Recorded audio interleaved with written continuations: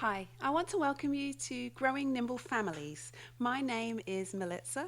I hope this show is a place where mothers like you can safely explore a slower, simpler, and playful lifestyle so that you can get to the heart of what your family needs to thrive both now and in the years to come.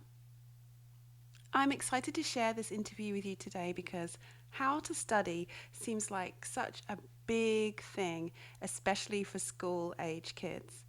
You probably remember friends who seem to have that photographic memory and never studied, and those who had marathon study sessions that went on for hours. Maybe you were part of that, or maybe you were the person with that photographic memory. During this back to school season, many families are starting to hear the phrase, study this work for a test or a quiz in a few days. There are really effective ways to study for a test that are best taught. Science shows that we remember when we learn in these particular ways. As early as third grade, and definitely by middle and secondary school, school age kids are tested regularly, where they have to study something and then reproduce it in school. So they should learn how to best study, and that's where we can come in. As parents, we can support them at home to interpret that word, study. What does study really mean? And guide them through the how to do it process. After all, good study habits stick. And if they learn to study well now, as they go through schooling, studying will not be a burden, but will be very matter of fact and just part of everyday school life. Being able to go over the work you've already done and revise it is a very different set of skills to the regular homework that they are used to being able to do. Things like writing a story, learning math facts, building a trebuchet, completing the sheet, or reading a book. That's a very different set of skills than learning how to study. And we recognize that. And some of the difficulty we have in helping our kids and the kids understanding is recognizing that they are quite different skills. Many a school age child who hears on Monday, for example, study for the quiz on Friday, feels that Thursday is the day to start studying. It is, in fact, cramming. While some may argue that there is a time and a place for cramming, it's not recommended as your only study method. And for many kids, it is the only method that they know how to study. Cramming is often ineffective for long-term memory use and reuse. Not always. Let's face it, most of the studying that the kids will do, they want to reuse it and they want to build upon it. So we have to find different ways of learning how to study that's just not doing it the night before as the only method. I know studying doesn't have great memories and happy memories for everyone. Sometimes it's an unhappy experience and there's lots of frustration that's going on in the house, perhaps with your own children, and just it's not matching up to what you were expecting it to be. If you're having troubles with studying and being able to explain different ways of studying, because kids sometimes study in a different way than how we ourselves as adults study, then this is the episode for you, because in here we go through all the different ways that you can study, and you might find something new for your child to be able to use. After this interview as parents, you'll have some resources and ideas about how to support your child begin with good study skills that will grow with them. So whether they are school age, 5, 6, 7, and 8, you might be thinking this is a bit early, but it's just starting now to have the ideas about how to support. This is a good show for you. Maybe you're in the 8, 9, 10-year-olds and older, middle school and higher. Already you will be hitting the study skills where kids are bringing home work and they need to practice and learn them for an activity at school to come. This is a great show for you to diversify the types of ways that they are studying, for you to learn the names yourselves and be able to help the kids to be able to do it. Don't worry if you have a middle school child, a secondary school or high schooler, and you're thinking, oh my goodness, I'm too late, I've missed out. You never are. There's always an opportunity to be able to learn something for yourself and for your kids to be able to learn too. And listen out for the resources so that they can have a look at what they are and get some learning in that way too. If we teach them the language instead of saying, did you study? If we ask instead, what type of studying did you do? We will help them to become more effective and more efficient at their studying. Of course, we'll need to know what that language is too ourselves, because there are no tricks or shortcuts to studying. It's all about hard work and effort. Let's get to this interview. Today I'm talking to Cindy Wooldridge, cognitive psychological scientist from The Learning Scientists. It's a website about research-based learning strategies and more. And today we're learning how to share these with our children about studying, about learning, so that they can have a better chance of remembering the material, not just for the test, but being able to use it in life again and again. I'm excited to have you on the show, Cindy, to talk about learning strategies. What led you and your team to go down this path? Well, the three of us, now four, we all kind of met in graduate school, and we all were doing research on cognitive psychology and specifically on how it applies to education. Sort of separately, we all had these thoughts that, gosh, we know a whole lot about this. We don't really share it with anyone. We write it up in published journals, and nobody reads those except for the other people doing the research. It actually started with Megan and Yana. They started tweeting out to students, giving them ideas. They were students who were worried about tests, and so they started giving them some advice. And then from there it was, well, let's make a blog. And then from there it was, well, let's develop some materials that we can actually distribute widely to parents and teachers and students. Yeah, I've really been enjoying going over to your website and seeing all the interesting things that you do, especially Twitter as well, and using that hashtag Ace the Test, being able to see lots of the little strategies that you've been sending out there. And we'll talk a little bit more about that later on. But I really wanted to talk to the parents today because, you know, our children come home with information from school, and sometimes in their planners it says something like study for the history test or study your math for the test tomorrow. Right. And, you know, we all look at that with varying degrees of horror because it depends on what our child is like, what that really means. I'll tell you a funny story. My son came home with a times table, one of those, you know, study for the times tables test. And he went off and he came back a little while later and he said, I've studied. And so we were saying, like, what did you study exactly? Just curious, because he's young. Yeah. And he said, I'll show you. And he looked at the top, and he looked all the way down to the bottom, and then he said, I've done it. There you go. Oh, goodness.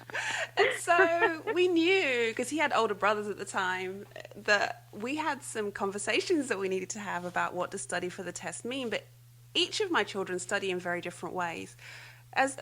How do you help parents when they get a note like that home that says study for the test? How can we be helpful to our kids? What would you suggest? So the first step is, of course, figuring out what the material actually is that they need for that test. That's probably the biggest challenge. Yeah. Is finding out exactly what it is.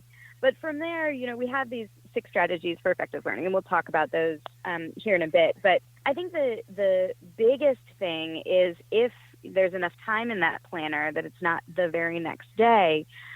One of the biggest challenges, I think, is just getting students to space out that study, to not just think, well, it's only homework the night before. It's a problem that we have with younger students. It's a problem that we have all the way through college students, right? Yes. That when they hear that there's a test, well, why would I study for that if it's not tomorrow? Right. One of the most effective strategies that we know of is spaced practice, that going over that multiple times, even if you spend the same amount of time on it. So imagine 1 hour per day for 5 days versus 5 hours the night before. Not that anybody's spending that much time on homework, but maybe 5 minutes over time versus the night before.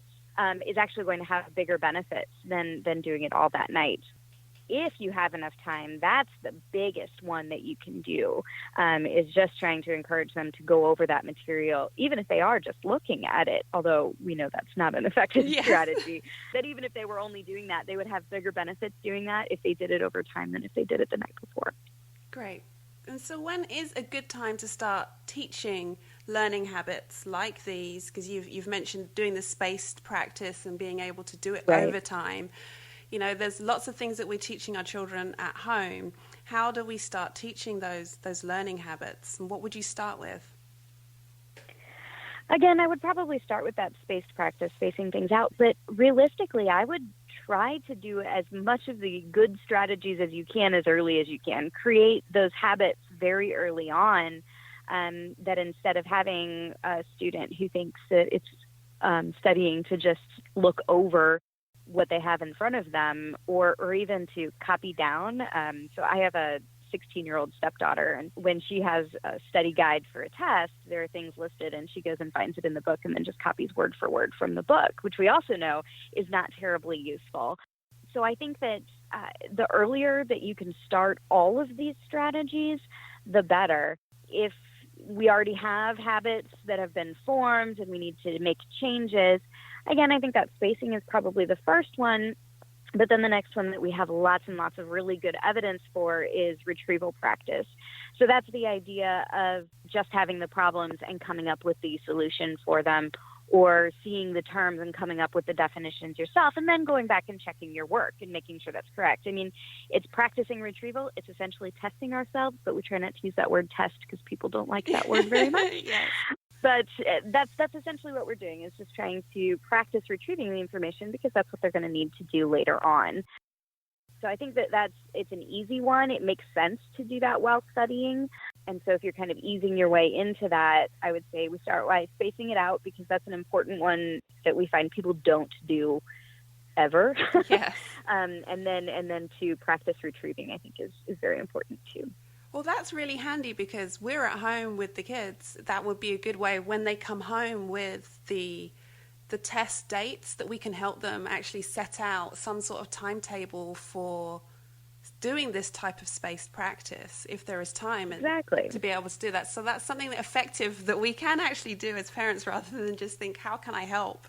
How can I help them to do things? But we can help them from the beginning with the spaced practice, knowing, okay, you've got 5 days. Like, how can you work it out so that you can do a little practice on each day, and the benefits of that? Mm-hmm. Well, that's perfect.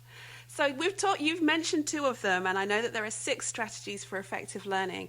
How did you come by these 6 strategies?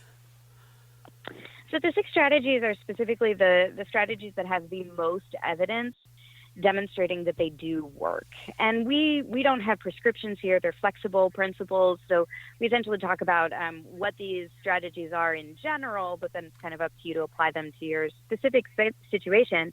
But the strategies themselves that we chose came from the National Council on Teacher Quality, came out with Learning About Learning study in 2016. And these are the 6 strategies that were discussed most frequently and talked about the evidence for them in that report. So in the report, they looked at teacher training textbooks. These 6 strategies are just not taught to teachers very often. And it's scary, really, because these are the things that we have the most evidence from cognitive psychology that aid learning. So we decided to focus on those 6 strategies because A, they have the most evidence behind them, and B, people don't know about it. Right. Yeah, that's great. That's really good, because if you can share this information, and then it will just change everything, the way in which you do things. And I don't think that you will feel so nervous about learning information and approaching testing and approaching doing any of that type of work if you have a foundation of what you're going to do. Mm-hmm. Yes. I think a lot of families have a worry about supporting their children because they don't know how and what to say. And so I'm excited for you to share these 6 strategies so that they'll be able to say, okay, why don't you try some and be able to use the correct word? And the kids will actually know what the words mean and be able to have something to do rather than what my son was trying to do, which is just look from top to bottom and think that that was studying. Well, and that's what students do, right? I mean, in my college classrooms, that's what students do. They just reread their notes. Like, Yes. well, I looked at the notes again, and so I've studied. Yes, yes. And I'm so glad it's research based as well. So, you've looked into that and made sure that it's current and relevant, and then we can really use it. So, share a little about each of the strategies if you can, please. Sure. So I mentioned space practice, which is literally what it says. It means spacing out the study over time. And that can be preferably over the course of days or weeks, because we know that sleep boosts that effect. And I talked about retrieval practice, which is simply retrieving the information. So that's even if you completely shut your book and took out a blank sheet of paper and just tried to write out what you know, any amount of retrieval is useful. And of course, you want feedback to make sure that you're doing it correctly. The other four, I'll go through in turn here. The next is elaboration. And when we talk about elaboration, that word can mean a few different things. We're specifically talking about what we call elaborative interrogation, which is essentially just asking why. So it's elaborating on the material that you get in class to, instead of just memorizing this material, to constantly be asking, well, why is it that way? And what else could I find out about this? So in the information age, for students, that might look like them looking at the material and saying, I think that's really interesting. I want to know more about that. And then going and looking it up on Google. Having that extra information makes the information stick. Instead of being an isolated fact, now you know something about it. So it's this rich availability to retrieve it. The next one is interleaving, which goes well with spaced practice. Interleaving is just the idea of switching things up. So here, what parents could do is, instead of always studying in the same order, that they get these subjects in order in their classroom, and so when they come home, we do their work in that order. Just by switching things up and studying subjects in different orders, or if they've got tests coming up, switching up, studying one thing for a little bit and then the next thing, and then maybe coming back. That interleaving, again, boosts retrieval or boosts learning. What's cool about interleaving is when they look at things in different orders, sometimes what that creates is a realization that things go together, that, again, they're not just memorizing isolated bits of material, but that, what I'm learning in English actually has something to do with history. And so they can make those connections a little bit easier, which again leads to deeper learning as opposed to just that surface level learning. Excellent. The next one we have is concrete examples. This might be a tougher one for parents. I'm not sure. It depends on how much parents know about what their students are learning. Mm-hmm. But concrete examples is literally just coming up with real world examples for material. We know that students learn so much better if they can connect to what they're learning, if they see some example of it. And so concrete examples is just finding as many examples for the material as possible. With math, it might be actually thinking about the, groceries that they have and adding up, how many apples and oranges we have, that kind of thing. Yes. That becomes a concrete thing instead of this sort of abstract idea of addition. Yes. And so for every subject, as many concrete examples as you can come up with, the better students will learn that. Or again, the richer the learning will be, which is kind of the goal here. It's not just to memorize things, it's to understand them. Yes. The last one we have is dual coding. And this one I think could be really fun with children. So dual coding is simply the idea that we tend to learn things better when we have a picture associated with it. That's why there's all kinds of figures and illustrations in textbooks, although they sometimes don't make the connection of what does this picture have to do with this page. Yeah. Instead, dual coding is coming up with some of those pictures on your own. So draw a picture about it or come up with a cartoon.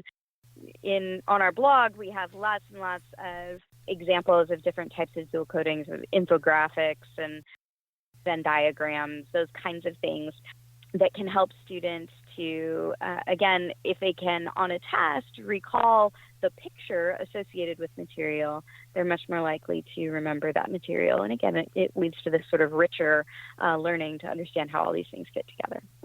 Oh, that's really good. I'm glad that you went through all of them, and so we've got a good idea of things that we can actually do. You say that the retrieval is often the one that's done a lot, and the first one that you said, which was the spaced practice. Which ones would you say, is the order that you've just said them in the frequency that you would encourage use? That's a good question. I don't know that I could say that necessarily. All of these things have their own unique contributions to learning. Okay. So any of these that parents find easier to do, easier to encourage their children to do, any of these are going to produce boosts in learning. Right. Retrieval practice and space practice have the most evidence behind them, as far as research goes, that we know these work in lots and lots of different ways. The others also have lots of evidence, but those two that I mentioned are specifically because there's just this preponderance of evidence. They've been very, very well studied. We know that they are going to help for sure in lots and lots of different ways. The others, again, lots of evidence there as well, just not quite as much. Right. Does that make sense? Yeah. Oh, absolutely. I mean, I was just thinking we do a lot of testing now with the children, and it may be very different to when we as parents were at school ourselves and training or wherever we were and whatever we've been doing. There's just more testing about. And so it's trying to help the kids find a way to understand the material and not just let it go in one ear and like slip out of the other ear. Right. I often say I have 3 boys, I often say to them that we're just not learning the material for the test. I mean, this is for life. Right. This is information Right. that we want to be able to keep. And cramming the night before may mean that you remember some of it for the test the next day, but it really doesn't set you up for life and remembering that information and being able to use it. Am I correct, or is this just a thing that... Oh, no, you're very, very correct. In fact, I would argue that so one of the things that we have as a sort of challenge in using these 6 strategies is that they are inherently a little bit more difficult than cramming or rereading or a lot of the study strategies that students naturally use. These things are a little bit more difficult to do, but we call them desirable difficulties. That's a term coined by Bob Bjork. So these desirable difficulties result in greater understanding, right? Yes. That you don't just have it for the moment, but you have it for a lot longer. So we have the difficulty. I think what I would tell students is, while it might be a little bit more difficult now, if you can hold on to this information for your next history class, then that history class is going to be a lot easier. Right? Because you've got that scaffolding. Yeah. You've got that background material. You already know half of it when you go into that next class. That I think, I mean, yes, for life, absolutely, but to get into a student's mind and try to convince them that it's worthwhile, maybe it's the fact that the next class is going to be a lot easier. Okay, I'll stick with that. That might be more effective. Do any of these strategies work better with, say, elementary students? Most of the research that has been done on these strategies has been done with college students, and that is simply because researchers are at universities and the college student population is who they have. Yes. But I will say, I know off the top of my head that space practice and retrieval practice have been studied in elementary schools, and they do work just as well. In fact, possibly a little bit better. The others, I don't know the research off the top of my head, but given what we know about learning, given how the others apply at that age, I don't see any reason why the others wouldn't also work in elementary school. They've been used in middle schools for sure. I'm trying to think ages for middle school is like 12 to 14, something like that. Yes. Yeah. In elementary school, again, there hasn't been a ton of research done in elementary schools, but again, I can't imagine that these wouldn't possibly even work better in elementary school students than they do in college students. Great. Well, I think at least listening to what you've had to say, parents now have more options than just flashcards or the option that I Yes. gave you at the very beginning, which is just looking from top to bottom and rereading it. There's some other things that we can now ask our children about and teach them about how to be able to learn effectively so that they can use the material further on. So I think that's a win all round for everyone Good, to be good. able to do this. Where can parents follow up with you and find out more information about these 6 effective learning strategies and the research that you have? Yeah, so we run a website called learningscientists.org. And on that website, there's a little navigation bar in the upper left-hand corner where you can either follow our blog. We have 3 blogs that come out each week on different topics. But then we also just have our downloadable materials. So for every one of these strategies, we have posters, we have bookmarks, we have PowerPoint slides, and we have some really, really cheesy videos that students might enjoy. So lots of things that are completely free. We just want to get the information out there. If it would be worthwhile to read through them to make sure that you understand, you can get more information about them there. And then you can download some stickers and bookmarks if you want and put them all over your children's textbooks. Oh, excellent. I'm glad that you mentioned all of those resources because it's coming up to summer time and school's out in many places. For some people, I know some people are going to be a bit, it depends on when you listen, I guess, to when time is out. But when school is out, lots of parents like to give their kids a little bit of schoolwork every now and again to kind of keep their hand in and keep going. Not too much, but a little to keep going. And this would be perfect for them to be able to start looking at some of these learning strategies and helping their kids with being able to do that. So I'm glad you mentioned those resources because I'll make a link of those in the show notes so that parents have got a place to go and, seek out some concrete examples and advice on how to help their kids at home. I got that concrete example. Yay! I've been talking to Cindy Wooldridge, cognitive psychological scientist from the learningscientists.org website, all about research-based learning strategies. Thanks for sharing your information today. And thank you for having me. When the kids are just starting out with learning how to study, it's often the notes that come home from school that say something like, just read over your work, don't spend too long. I understand why that's said because I don't want young children spending hours on work or parents spending hours with their kids on that work. Also, we have to consider that as the kids are progressing through school life, then that thought of you don't need to spend too long or just glance over it needs to change. They need time to develop study skills that go beyond glancing over or short one-time looks. It's easy to see why kids get stuck here though, and you can get them in upper elementary, middle school, and even high school thinking that that's the way that they should study. They should just glance over their notes. They haven't changed the way that they've done any study techniques at all because that's what they were taught when they were younger, and it's just not evolved and changed. They need to do more than only read over their work. This is why it's so important to talk to our kids about how to study.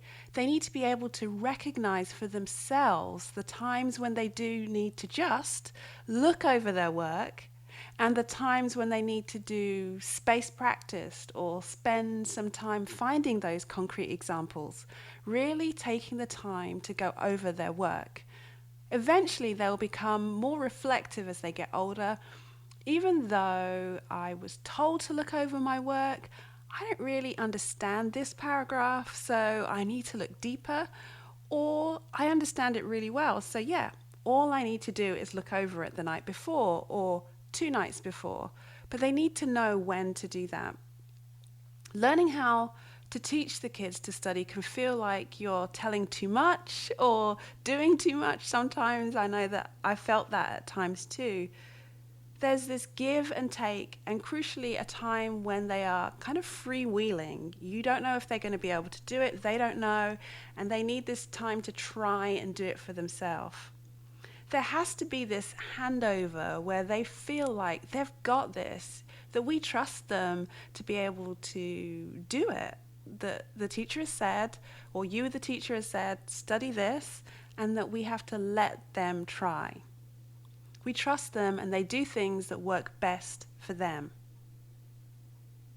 Each of our children have their own unique personalities, and we will see that manifested in the way that they study.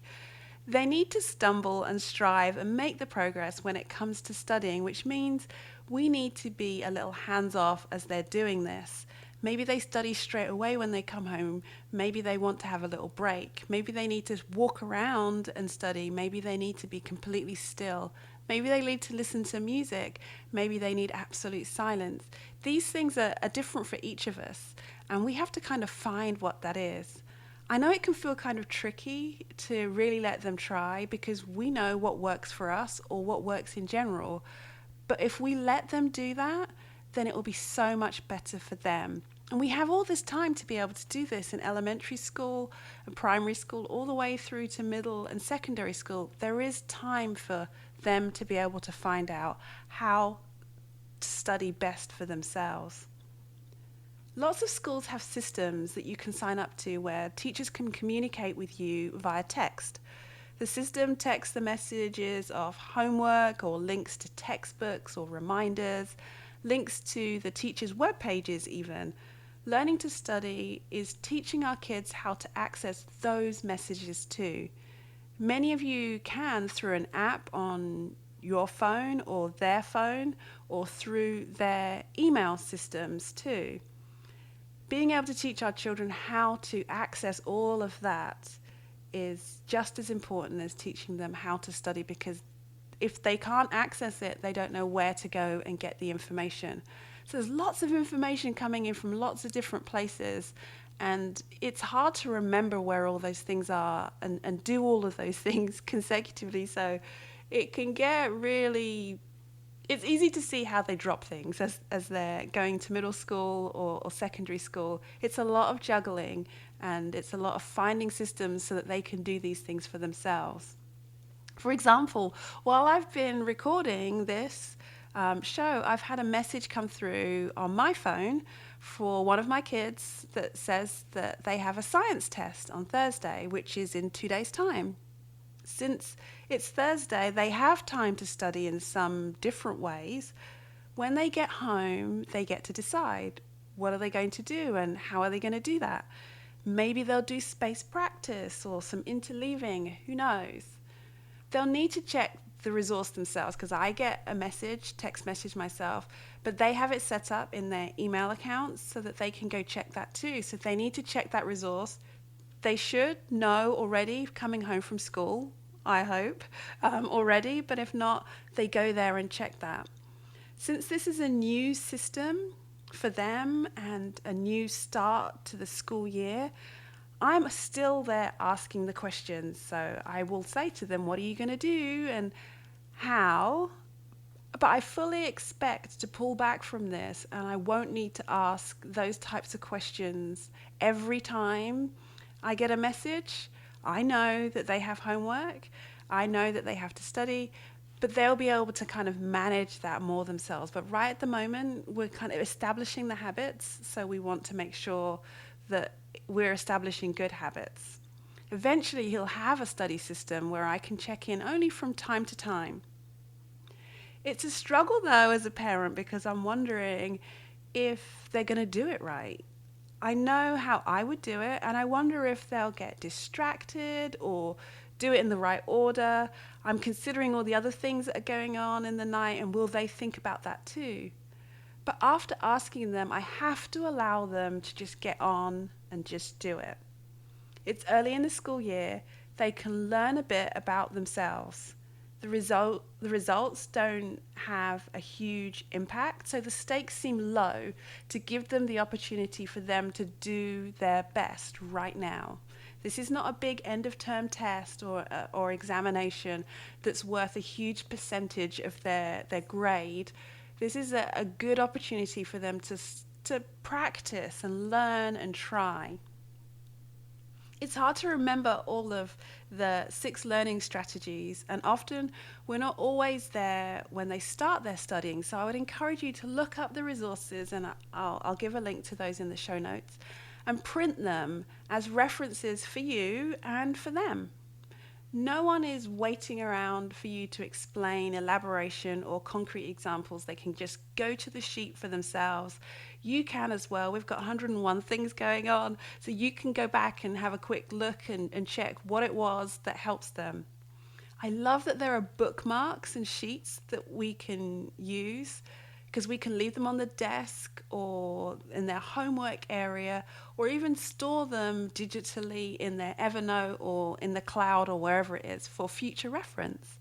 They explain the strategy and give examples. It's just perfect.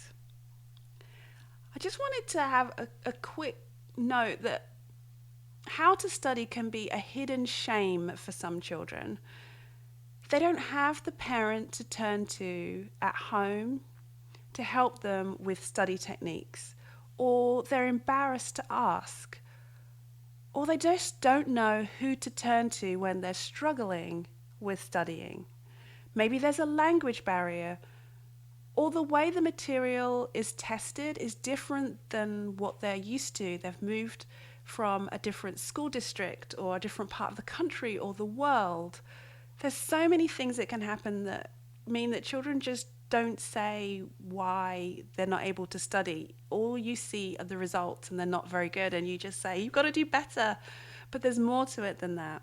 These bookmarks make a really good introduction to have in the binders. If you print off a few and put them in your binder, then your kids can share them with their friends. It's a good conversation piece. Also, when we're talking to our friends about studying and what we're helping our kids with our studying, it's a good thing to be able to share with our friends too, because we all want to know a good way to be able to help our kids study. Study skills often show up in high school as a class to take, but with more testing at primary and elementary school, it's well worth slowly introducing the supporting skills like speed reading, scanning, searching for keywords, dictation, note taking, and the many different ways like abbreviations and mnemonics like Roy G. Biv for the colors of the rainbow, using different color pens or the Cornell note taking system and others. There's tons of them about. Not all at once, and not to all of the school-aged children. You have to see what works best for your kids. But slowly and age-appropriately over time, it's a great time to try this out, especially in the upper elementary and middle school time, because they learn to find out what works for them. Learning takes time. Cindy was talking about dual coding, for example, drawing diagrams and pictures to help remember how things are.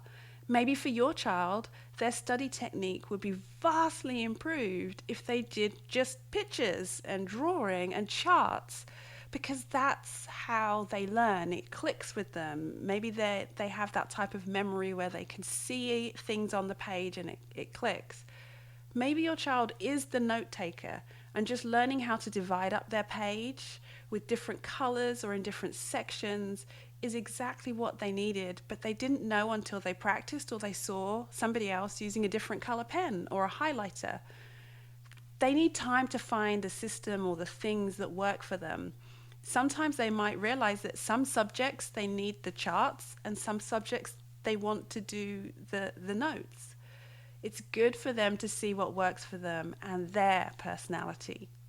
I remember learning many of these during primary time lessons, but I don't think they'll be taught as much in school these days because there's just not the time.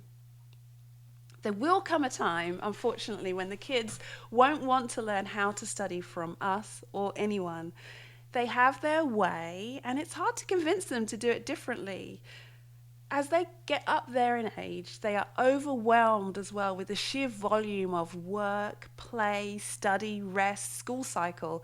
It's harder to teach newer habits now and to get good at this new way of doing things. So watch out for leaving it too long. Teaching them young gives them a chance to pull from their ideas when things just aren't working, or they might just remember that bookmark or website. And it also gives us time. We're not drilling and trying to get them to do things too early. We have to be age appropriate. So a 6-year-old may not be into all of these, but they might enjoy dictation, or they might enjoy playing around with note taking. They may not. A 9-year-old might enjoy doing some of these other things. You know your child, and the idea is to work with them. I'm not telling you when to start this, but you would know how to do this with your child. And we did this exactly this summer. This summer holiday, we had a chance to go through some of the videos and practice some of the techniques. We learned the language of space practice, elaboration, all of those, and why that they are a good idea. My boys found it really interesting, and they were really happy that they were learning many of these things already through school, and so that made them feel good. For me, it was the conversations that we were having about how they studied and how they'd seen friends studied, and we could all talk about that was really valuable. Seeing how everyone gets to the end in a different way, but they still get to the end. Now we're in school, we can talk about what strategies they might be doing. Well, at the beginning of schooling, that's what we're doing. I'm sure they'll get this without all the extra hand-holding as they go through their school time. My role as a parent, other than to create the right type of how to study atmosphere, is to support them as they learn how. Part of that will be me showing, sharing, teaching, and stepping back and letting them adapt, try, struggle and strive to find what works for them, with me eventually being hands-off, organizing in detail their study schedule on a daily basis. I hope something I have said has triggered you to investigate something more and helped you to make a decision for your wonderful family. So now it's your turn. I'd love to hear about what happens in your family when it comes to how to study. Use the hashtag CreatingFamilyHaven on Twitter and Instagram to talk about this episode, or share your ideas in our Facebook group, the Society of Nimble Parents with School-Age Kids. Thanks for being here today, and I know there are many things that you could be doing right now, and I'm glad you've chosen to be here. Don't forget to leave us a rating or a comment wherever you subscribe to this podcast. I know it seems like a small thing, but it's one of the best ways, as it helps new people to find the show. Show notes for today's show with links for Cindy and all of her great resources from the learningscientist.org is found at growingnimbleFamilies.com/205. That's episode 205. You can sign up for my growing library of parenting resources and principles over there at my site. See you again next time. Goodbye.